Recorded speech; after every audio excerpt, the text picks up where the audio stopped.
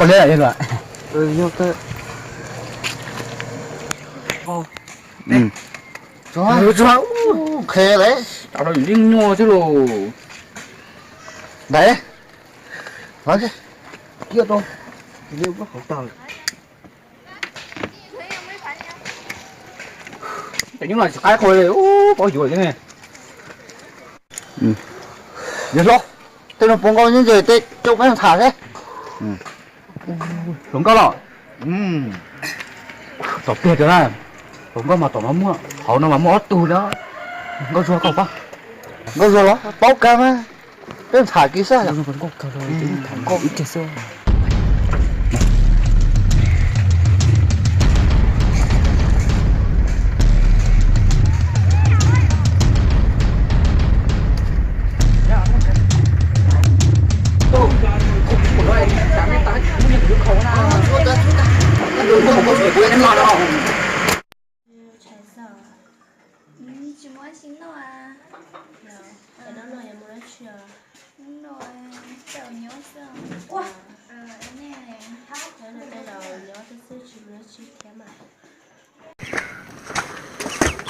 Có một cái kìa. Chưa ta. Thằng cô chuyện nhà này.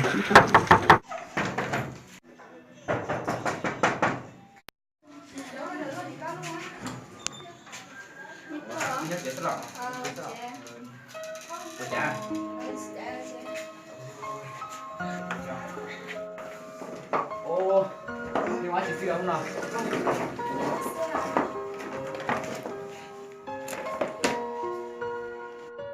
Nó đi nhóm chơi sơn em đã chỉ là. Nó bị nhớ sơ. Có gì của chị nào? Cô nhà làm té à? Đi tài Đó. quá. Bởi vì có cả nó biết một xin nào. Tại vì mình nhớ chết thế à? Cô nhà làm té tài nó chỉ muốn nâng trái chế đâu, không chỉ to. Rồi, nếu có chị của tao nào? Mua chỉ nông tơ mà. Nếu của tao mua mông thia, của tao mua tủ đu nào? Tao mua à? Giờ xin là chị thia mua chiếc xe nào? Giờ sinh vào họ cũng bị ăn cao chưa? Tôi cũng muốn bị ăn nhỉ. Đó, chả đừng câu lên. Chỉ trong thế. Nhà tao nè, giờ nào, còn đấy đúng ý giáo sao? Chỉ cho à? Rồi. Giờ liền đấy, chỉ tao muốn làm cho là cậu ở thì ăn nó từ lần câu nè. Tao cứ mà thế đến đây chỉ nhẹ bé sao? Ô, nhà cơ thì nó phải là cái nhiệt cơ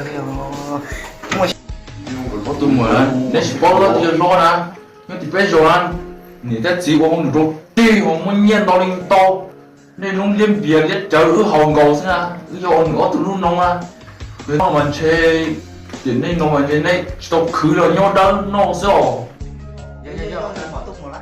Nhưng mà chắc nó thì dần vào Chắc nó thì nó hay nó cũng mà. Giờ bán luôn em về ni hồi giá giá ni sinh là chỉ. tôi chưa có bằng khét lúc này ai ốc lúc này ai ộ từ lúc đó mà lúc này hoa lấy lẩu lúc này hoa lấy mộ thì lo hay neo về một trăm này do mà ơn về chỉ nó sẽ là chờ hổ rồ bây giờ ư thì mình về đã hỏi của thôi mà giờ mà từ mọi thì có một thằng mong tàu cũng sẽ vừa chụp có thế chụp có tàu nhảy rồi nhớ quý nó sẽ tàu mà Lố, chế bé hơn sao giờ té rồi chẳng nó này ở tao bé nó chỉ lúc bé tiếp sợ. phải là mà thật để nó té sẽ là cái gì luôn mà bây giờ cái cổ này vật té xa này này cái tôi sẽ nó bảo cáo cái từ lưu này cái chỗ này một cái thùng nhà nè cái thì một thằng mong tàu nên sẽ YouTube này cái gì ta nói là ô thì rồi nếu tụi con không có phần này giờ đến đấy đừng không đấy giờ tao nó chỉ luôn nha anh cũng tôi rồi sư Chỉ bố sao thật thẳng Lố, dùng cái mà nó sẽ tao báo nào. giống mà con rồi ta chỉ nét một khổng nào giờ nét khổng nó nét một cái đó bé một xin nào Tao báo thì chế thằng kia sẽ dùng cái không nó nên dùng mà. rồi nó có cả thì có từ let's go một tuần á hay là sao chị có cho nó Chơi ra. chị ta chỉ để cái mặt tôi xí rồi Nè tôi.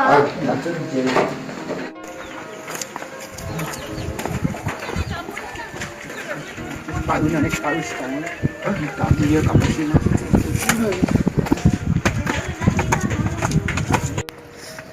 Không phải, tại vì nó có bộ xe ở trong cái phản nhà này, bộ xe trắng à. Chả cả. Mà bộ khó nhỉ gì?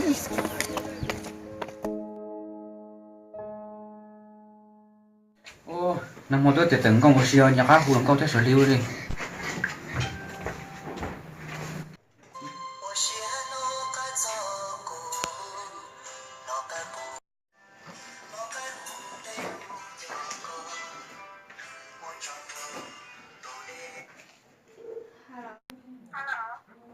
Nhớ xong à?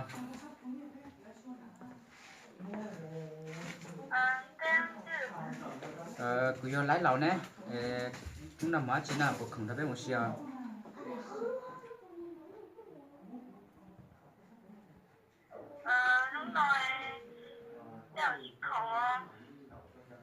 Đó, có tôi cho đuổi trẻ con hút của nè.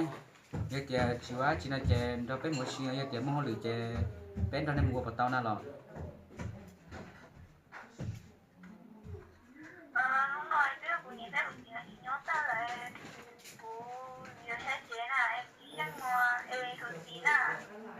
Đó, như đi che liền hướng mà muốn đưa chúa cha mà.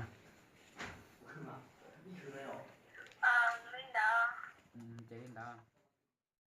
Nó chỉ sợ sao tôi chơi này là bên nhớ xa em này nè. Rồi, bây giờ chú nó chỉ nhớ tới sợ. Tôi chỉ nói gì thì đâu muốn phải câu nói gì đó không đâu mà. Tao mà các tụ cũng ra bắt đầu chia đó nè. Đi làm mà.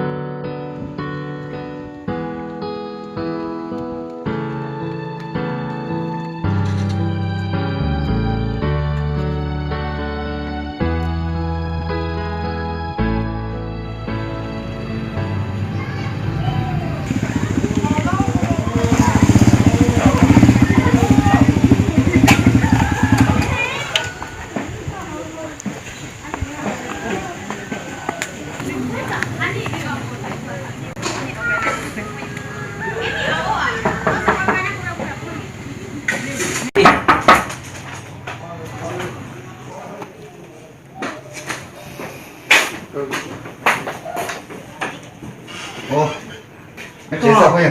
Ồ, yeah, chỉ tao ship bộ này đấy.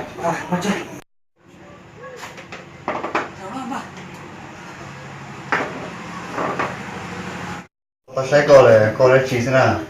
Không như ông nói chế nhốt chế sao? Nên đấy. Cái chỗ nó nhó thế sao? Sửa chỉ là. Đó. Sửa chỉ gì cô sĩ đầu thằng đó, đó là cô quan được cái khổng gì thế gì? Thằng câu đó. Tao cơm mà. Cô ba đi coi sao đó. Cũng ba nó cứ hết đi à? Tao cơm à? Sẽ có bốn bài chẳng hay bốn bài nó sẽ cho con có bốn bài thì cũng được thế. Cái ba nó sao? Nó chỉ muốn sao?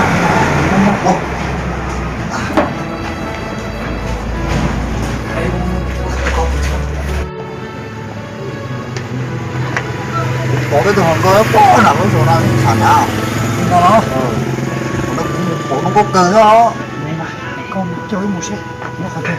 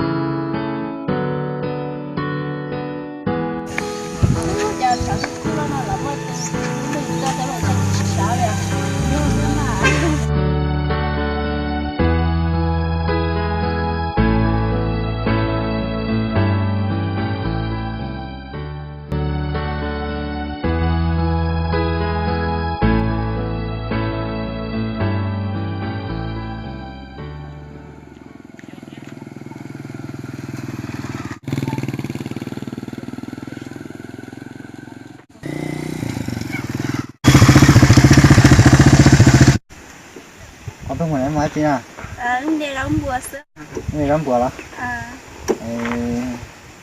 nó phải cả cái này mua thật chỉ có chỉ tao bón này cả liệu một xích tàu mà linh thảo tu mua nên số sáu lịch cha rồi ứng đồ nên mua rồi chỉ sai cha mà nhưng tao cơ nếu tôi muốn gì lo nhớ tôi chết là nhớ số gì tôi muốn dùng lần câu thảo xí sao tôi bỏ nên chỉ sáu lịch cha rồi ứng đồ nên mua rồi nên chị ứng đâu nên mua à tao mà nên chị muốn chế trò này ứng đâu nên mua à tao mà mua đi về nên mua ăn đây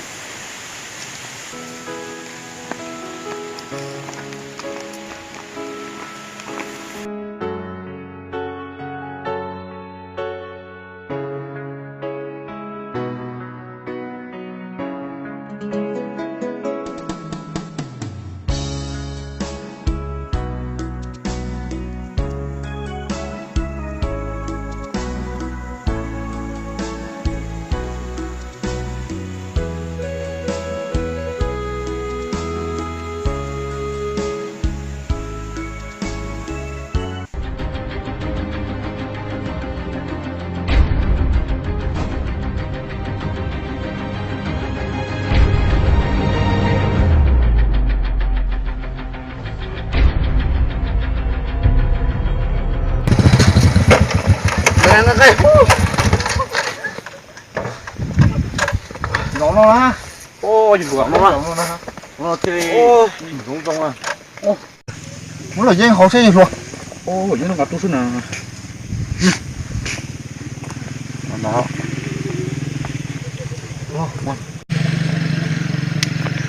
lấy cho luôn à ôi bà họ cho nó đâu xin té mẹ ơi họ tao hay từ liếc bên này bên à cô sư là tôi thích bên liếc cô tàn lý thế nào cú chỉ muốn nhẹ lên na, tôi chỉ nói na, để tay tao thế na. ôi úp bây giờ lo chúng bây giờ Nó, giờ lo chỉ nhau này chúng thiệt hả, giờ lo liêng cậu tao à. bây giờ luôn nông liếc tàn lý thế cô còn đã Giờ mà chu hả. để lo ở bên nó đấy tụi nó có nét thông giả chứ Thế nó chỉ dòng oxy đấy chỉ cảm muốn được chứ. đó lo ô để lo bên nó cũng tụt thôi ngó coi hay có tí đi chứ mua nó đâu chia na họ ta nè Sao liền? Giờ thì cũng chỉ bỏ tiền đòn của tụi nó có oxy thế là của chu kia thế nào. có gì luôn nếu gì nữa tụi nó có những bộ tụi nó có thảo nó đâu thế nếu là có bỏ ra tất mà nó có tất kỳ nó bỏ một tết ít lần sẽ là chỉ muốn hòn đầu cả lo Ô, bỏ tiền mà. tiêu mà tất kỳ nó y trong đấy là tới rồi nhặt cũng một tranh chứ Tiền nên mà. vấn đề là để đặt tiền xe đáp tôi là lại theo mà người chỉ biết tí rồi cái rong mà cụ hơn mình nữa rong cả này sẵn hết chưa sẽ muốn vào phải là đúng rồi ý con này đi chặt kia sẽ nó chưa công là sẵn ha nổi như sẽ là bắt đầu nghĩ là cho là có công này đúng rồi có đắt ba con đại ông có tủ này chỉ tao mua theo đắt super nhưng mà lo sợ muốn đã chưa sẽ không lo sau cơ mà sẽ có sống cao nè mua này sao từ cái con chỉ ha chỉ đâu em đến đâu là đến sống cao thành gì à tôi này nó buồn đen ra nào cũng có đi stock hay có bên của nè cũng được cũng để luôn đâu nhưng mà sẽ cao rùa đó sống không nè chỉ trong cái ý con này đi chẳng phải từng nó chưa năng sẵn hơi đó nó dùng cơ mà cái đâu có cơ cái giả thế à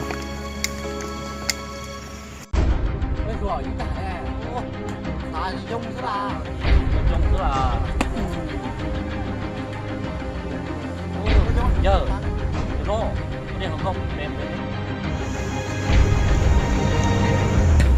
ôi đâu sao giờ có sống có bé ô có tu xin là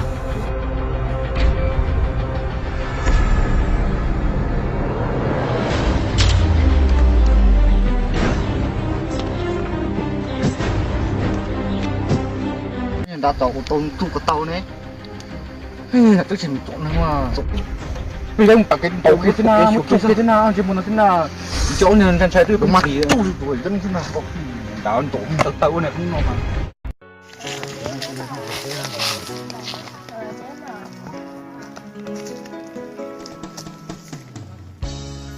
sao mà không à nó có cỡ của bác phải nhỏ để tôi nghe gì có làm rồi thế thì nên là thì muốn là sẽ bán này sao mà không bác phải nhỏ để bán này em mua không muốn đi à bao tiền này cái tiền cái gì mà ra sao ra sao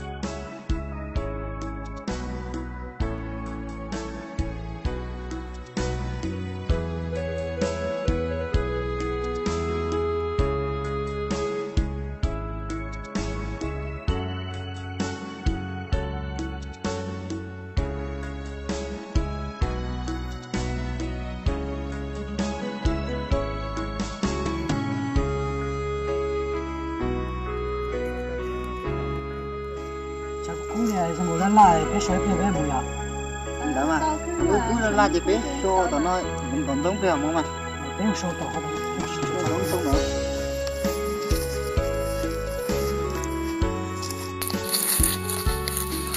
đó mà sao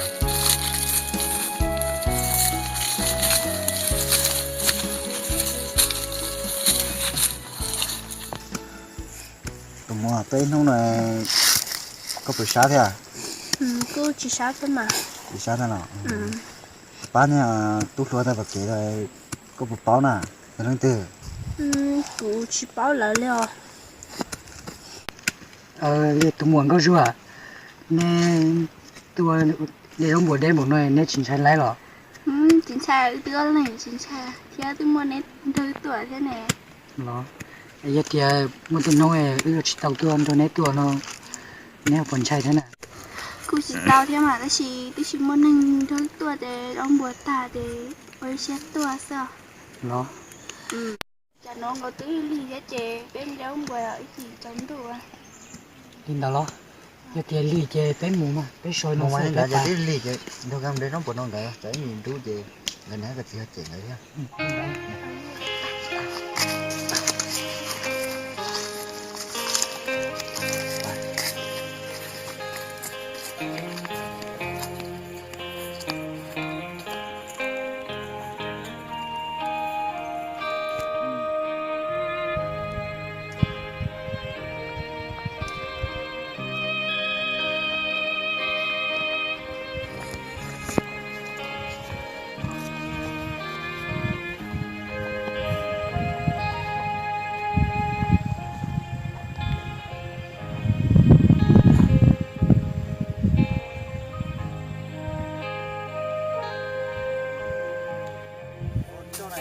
cũng vừa thế nào cô sao nào là yếu đi đâu sợ tờ sao nào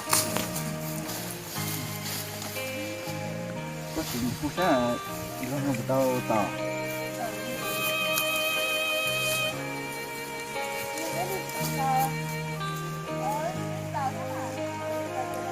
tao cái lọc cái mua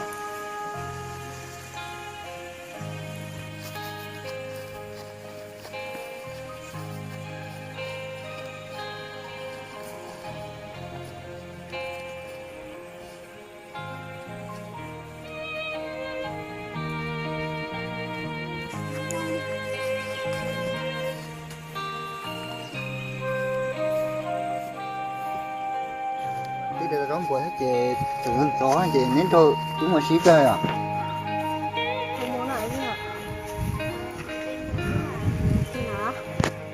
chỉ muốn cần cho lại nếu ship ra một nhỏ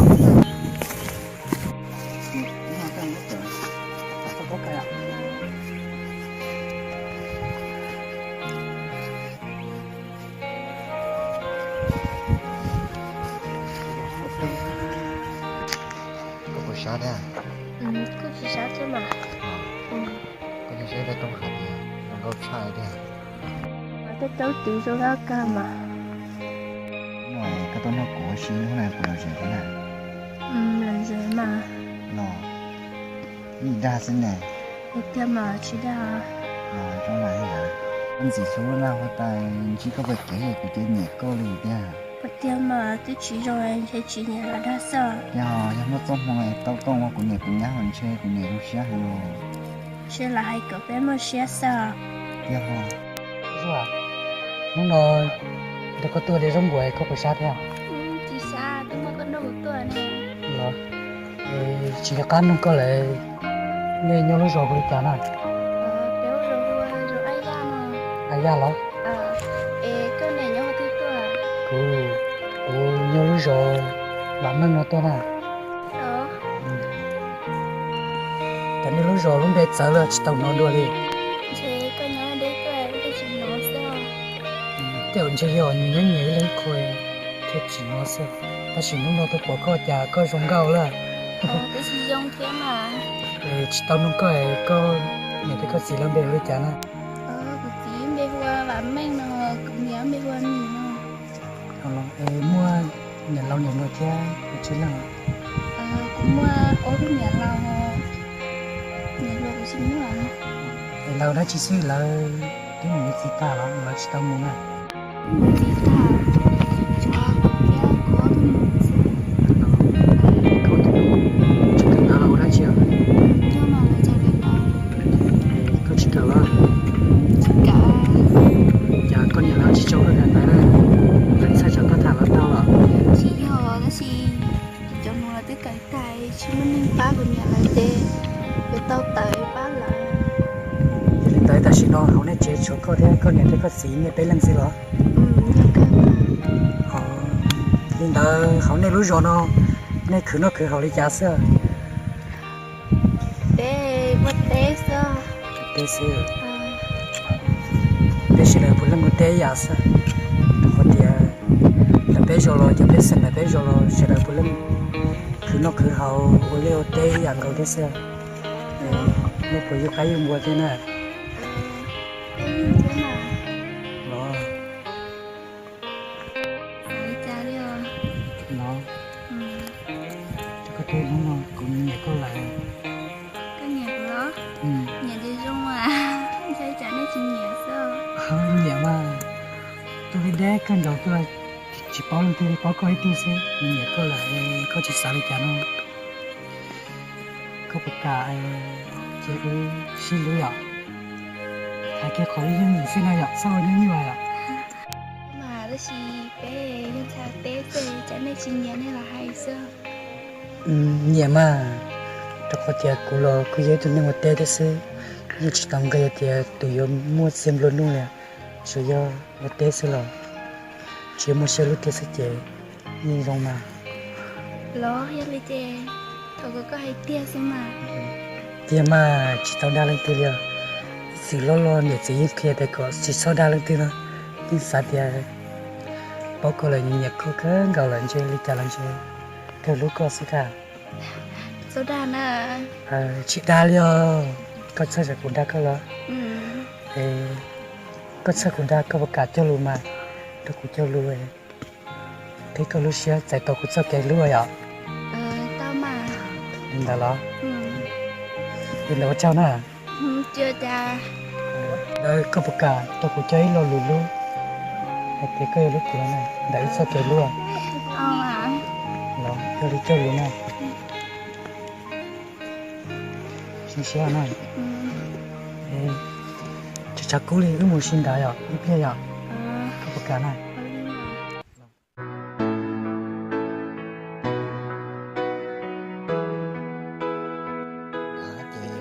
chị có cái một xí tỏi à Tao cơ mà. nha vậy bà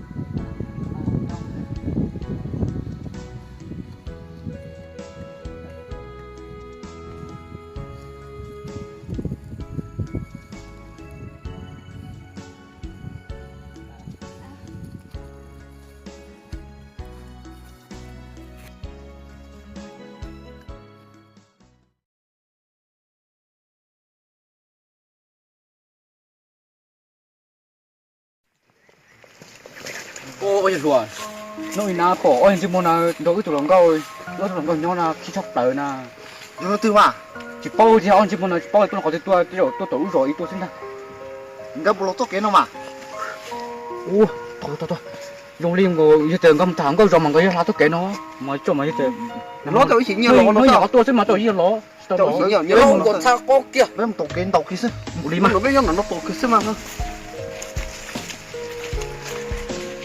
những người nào học thế bắt đầu như kia đấy chả bao trên nó viêm gì hết này lọt phố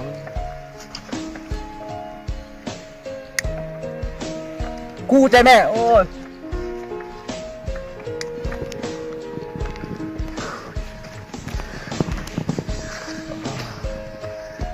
ôi trời nơi ta chỉ muốn những cái hộ đi ôi hồi như chỉ nên cho nhiên ông hồi nó bé nào xếp vào sát tàu chứ là cũng muốn đeo ở đây mà học sao ôi cái nào chả phao luôn muốn nâng tuôn thế phao tuôn quá tao phi có thải đi ra thế nào cô chỉ bố đi nó ngồi mua lần đầu xí nó ngồi cái tủ cái thảo nó ngồi lên mua lần đầu thế kìa nó ngồi bao nhiêu lấy đó nó ngồi đi giòn gỡ tủ lần đầu thôi à tưởng chứ nhiều bao nó cũng chỉ phải kể sợ bắn tự là xuống à tôi chắc mua nó mà tôi đi mà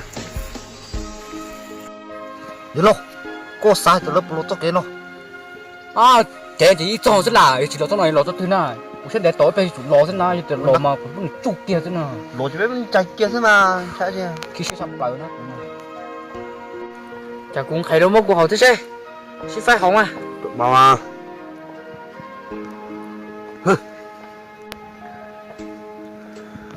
à cơ tôi đấy gì hậu gì rồi đừng lô thôi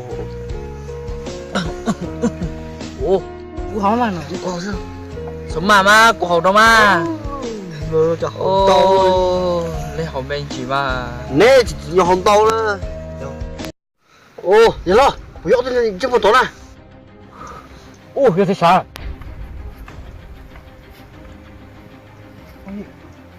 bắt tàu về ba có phải về thẳng tôi làm đâu nè cơ vậy lo giờ tôi chưa một tổ này em muốn chụp cái sao được không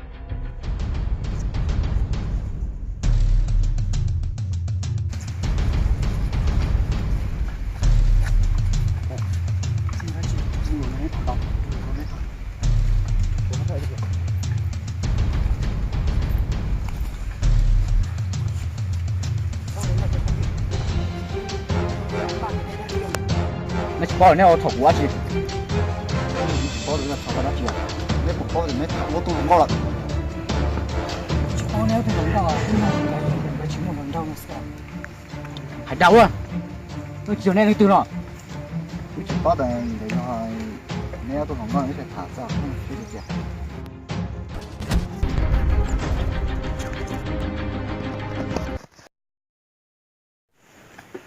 chưa mua sáu ấn đâu con tàu luôn được sao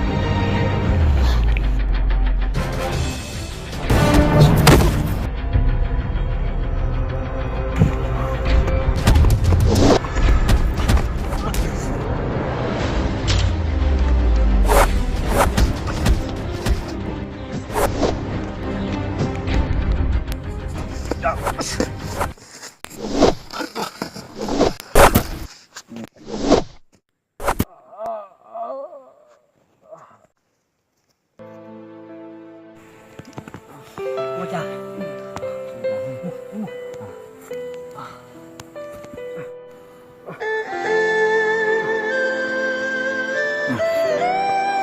我加油！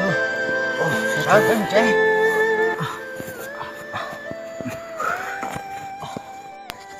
ba phong gì nó nè, chúng nó chỉ sót tất cả cái sau này kiểu gì nè. ก็ปัวเป่าส่วนรู้ใจเท่ามากันจอยันดีเตเธอป้ายย้อยฉันโดนดีเจียดาจีลานิเชียจงมันงเววัวดาจีลาลิราจียันดาวก็ปัวเป่านูนอลูด้วยเจ้าดี